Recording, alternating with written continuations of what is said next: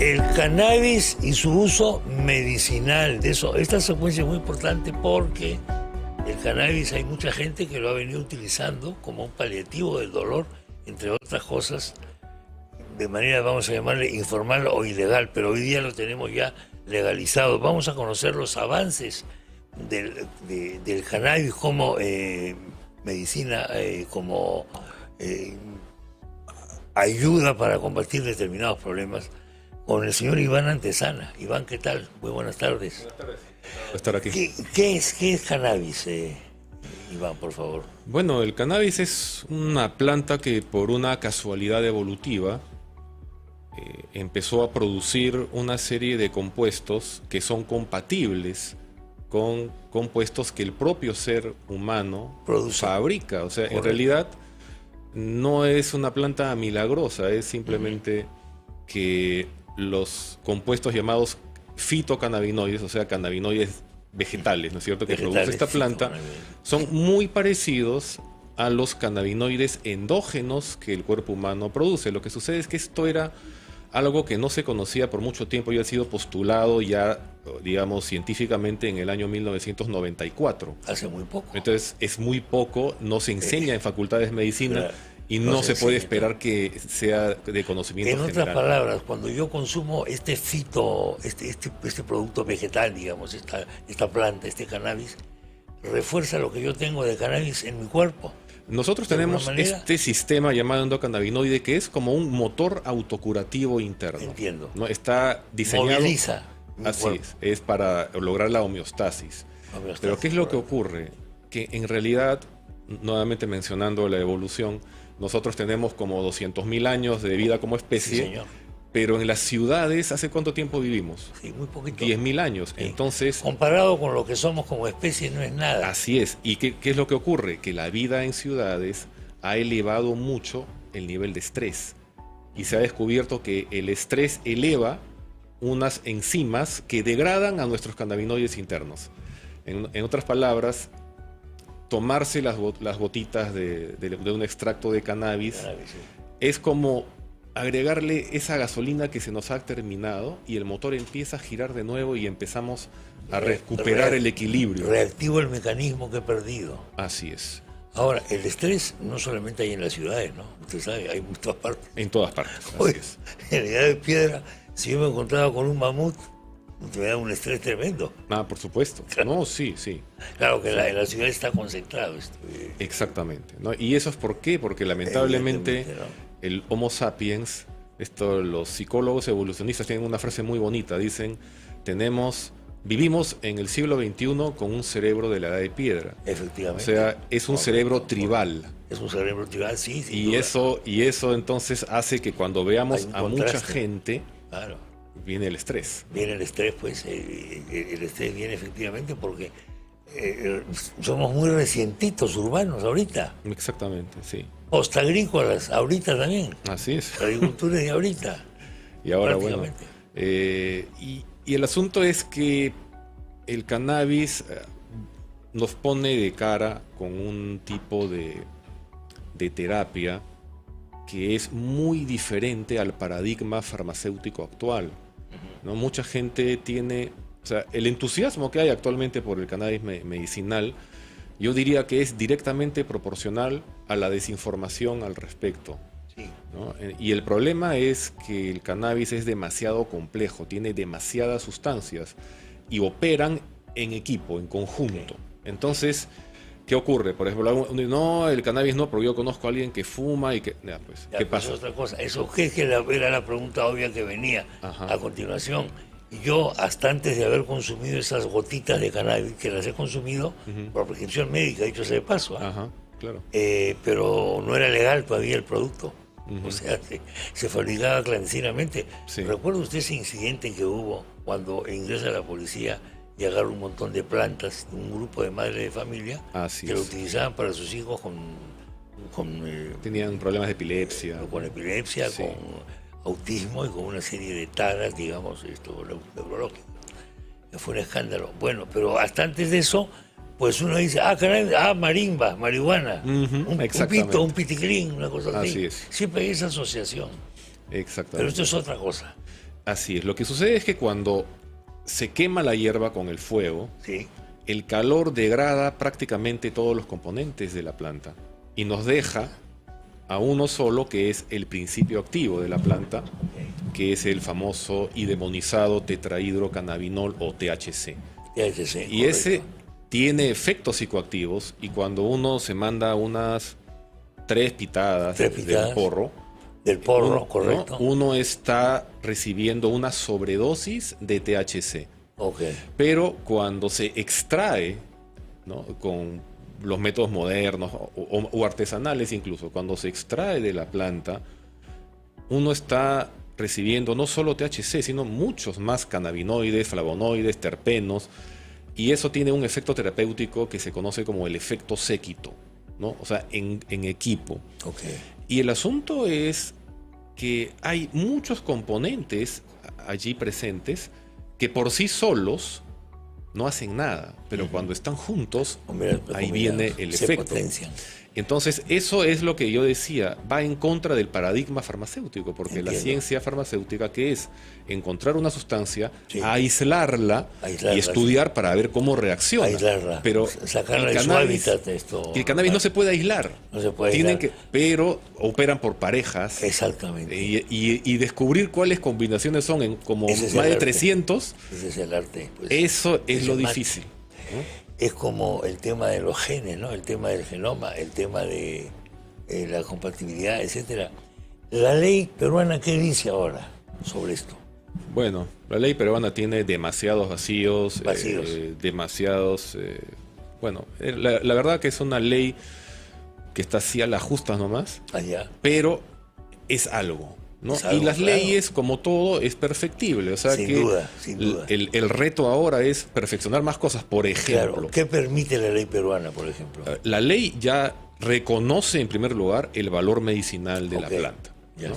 Y ya ha dado los pasos a través de una reglamentación que ha estado así a trompicones, como se dice. Sí, me acuerdo de pero eso. ya hay licencias de cultivo, licencias de investigación, licencias de producción, de importación, de comercialización. Entonces, pero por ejemplo, según la ley peruana, es curioso que se esté controlando el cannabis cuando la ley básicamente dice que no debe haber, tiene que haber menos de 1% de THC en el extracto.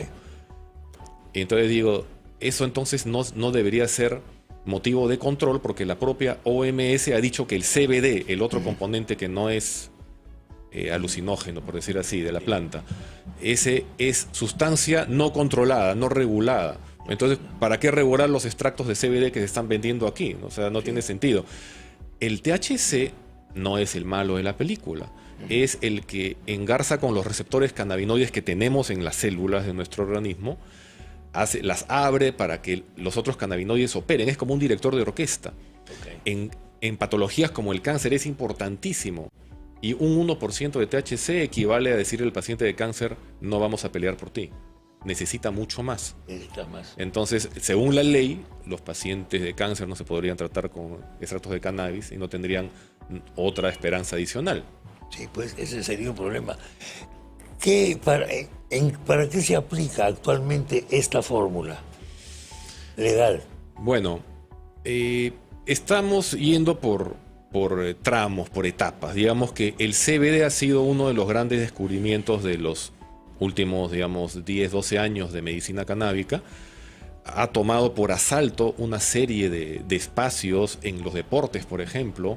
Es un analgésico y antiinflamatorio muy efectivo. Es un regulador nervioso, es un protector cerebral, previene isquemias, ¿no?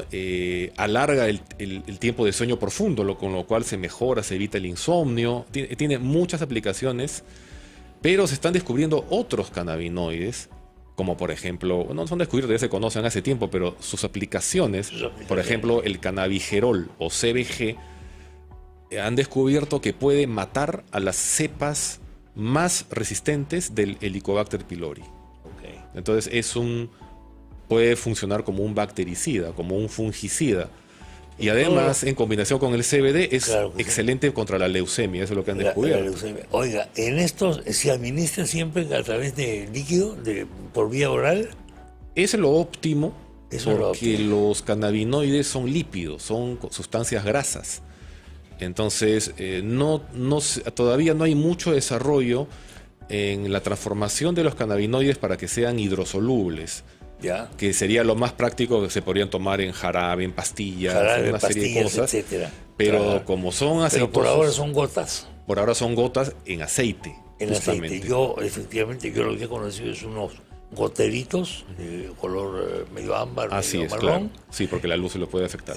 por el tema de la luz, efectivamente, con su gotero. Ajá, exactamente. Y- Ahora, hay muchas presentaciones, hay Aceitosos. hasta supositorios hay de cannabis, por si acaso. Eso sí no conocía. Pero no, es una gran moda en Estados Unidos, ¿no? Ah, no tenía idea de eso. Para ¿Por qué? cólicos o cosas así, ¿no? Porque va directo a la zona pues que duele, ¿no? Entiendo. Entonces, Entiendo. pero hay también en lociones y cremas para la piel, Correcto. ¿no? Hay también, obviamente, inhaladores de temperatura controlada que son muy interesantes, porque normalmente cuando uno quema con fuego, uno acaba con todo, pero con los llamados cigarros electrónicos, Ok. sobre todo los más caros, que son los que uno puede dejarles la temperatura exacta, uno puede ponerle una temperatura tal que los demás cannabinoides, que normalmente con el fuego se degradan, puedan sobrevivir, ¿Por qué la temperatura es importante? porque todos son diferentes. O sea, por ejemplo, el THC, que es el principio activo, a los 157 grados centígrados ya se está evaporando, pero aguanta hasta más de 300 grados centígrados. Ah, wow. Es bien resistente. En cambio, por ejemplo, el CBD a los 175 grados ya está evaporándose, pero no muy por encima de los 200 ya se está degradando. Sí, claro. Entonces, eso es lo difícil, hay que encontrar una temperatura exacta y uno podría, en el humo, digamos, en el vapor, uno podría recibir más componentes medicinales. O sea, y ahora también está la investigación incidiendo en los terpenos, que son unos componentes que están en todas las plantas que les dan aroma, que les dan sabor, pero que cuando se juntan con ciertos cannabinoides tienen efectos bien particulares. Pueden ser antitumorales, pueden ser broncodilatadores, con lo cual ayudan mucho a los asmáticos, Sí. ¿no? Entonces, todo es una investigación que sigue en curso. Básicamente la idea que yo tenía, o lo que yo conocía era la cosa del dolor Ujú, y la claro. cosa del sueño. Así es. Básicamente eso, de alguna manera. No todo esto es menos Lo que conocido. ocurre, por ejemplo, en el sistema endocannabinoide se han reconocido dos tipos de receptores hasta ahora. Uno es el llamado CB1, que es el nervioso. Entonces, eso es lo que sustenta que efectivamente el cannabis apoye el dolor, ¿no? Y el sueño y todas estas cosas. ¿Por qué? Porque sensibilidad. va al sistema nervioso. Claro. Pero lo que no se conoce mucho es que hay otro receptor, el CB2, que está en el sistema inmunitario.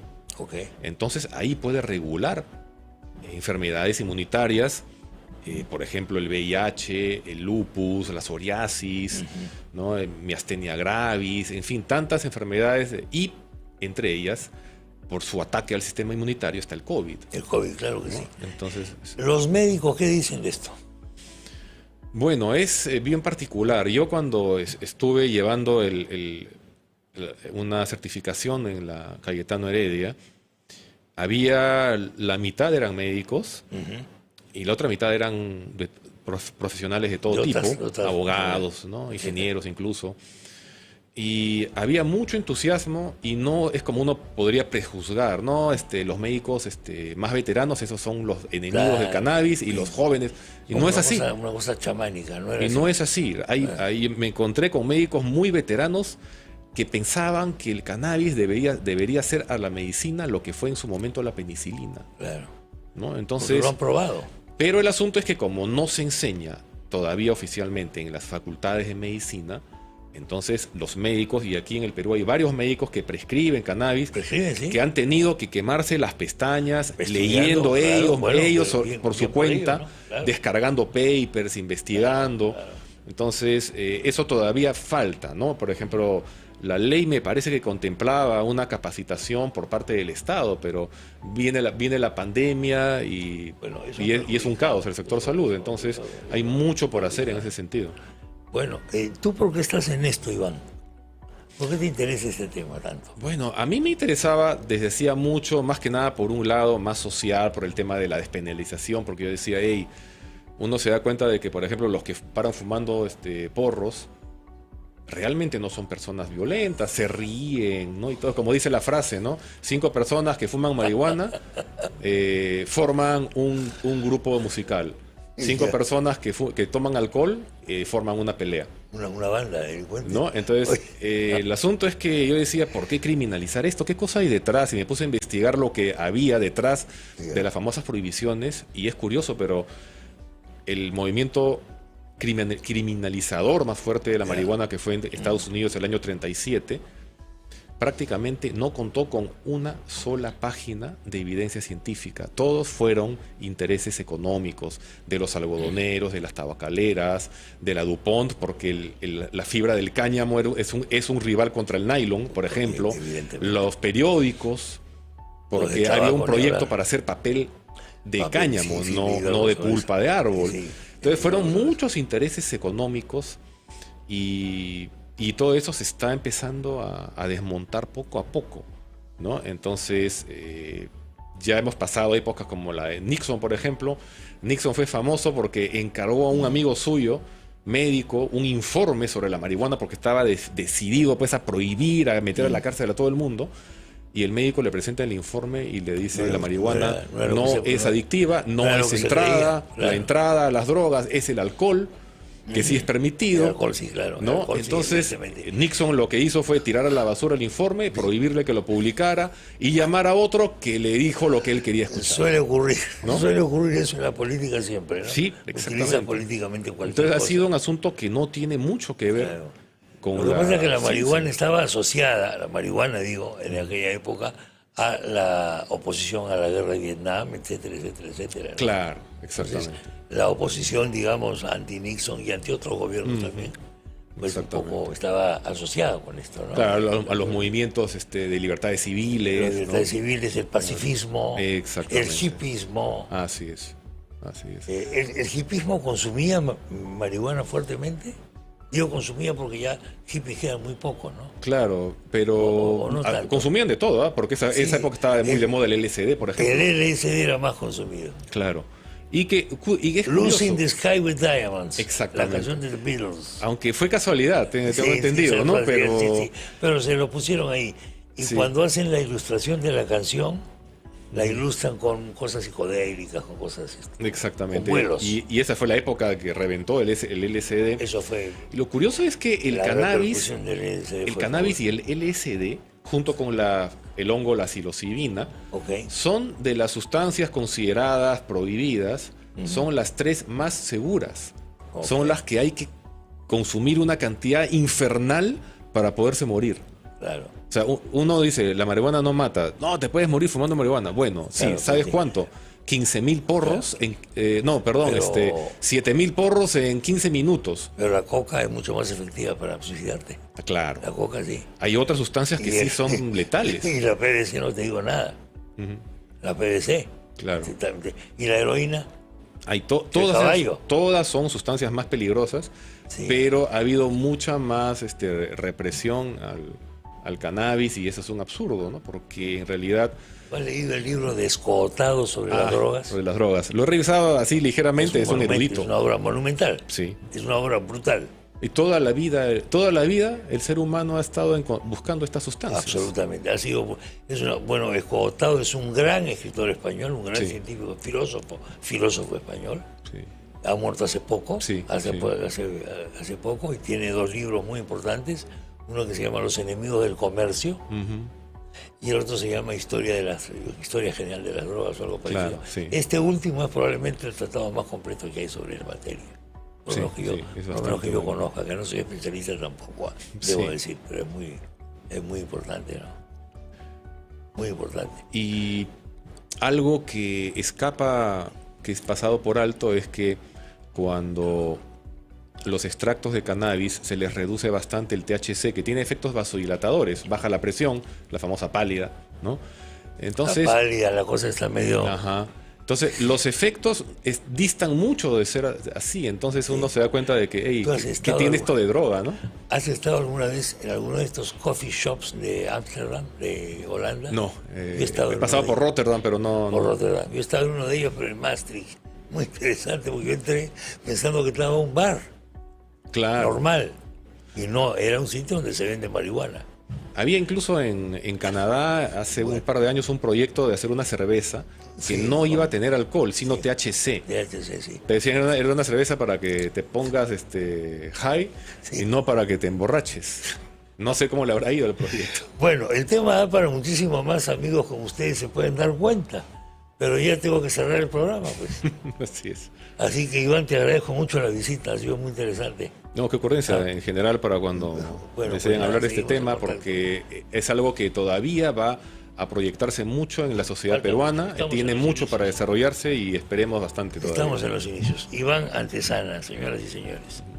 Hasta acá tenemos que llegar. Han sido ustedes muy amables. Hoy día no comenzamos con ninguna canción especial, sino con esta canción dolorosa de una niñita que recuerda lo que ocurrió un día como hoy, 31 de mayo de 1970. Preparémonos porque un sismo fuerte va a venir de todas maneras, señoras y señores. Respetemos las decisiones de las autoridades de emergencia civil, de defensa civil. Tengamos nuestra mochila, seamos moscas. No nos acostumbremos a esta cosa de ningunear las cosas. El Perú es un país de riesgo. Hasta mañana conmigo, a las 10 de la mañana.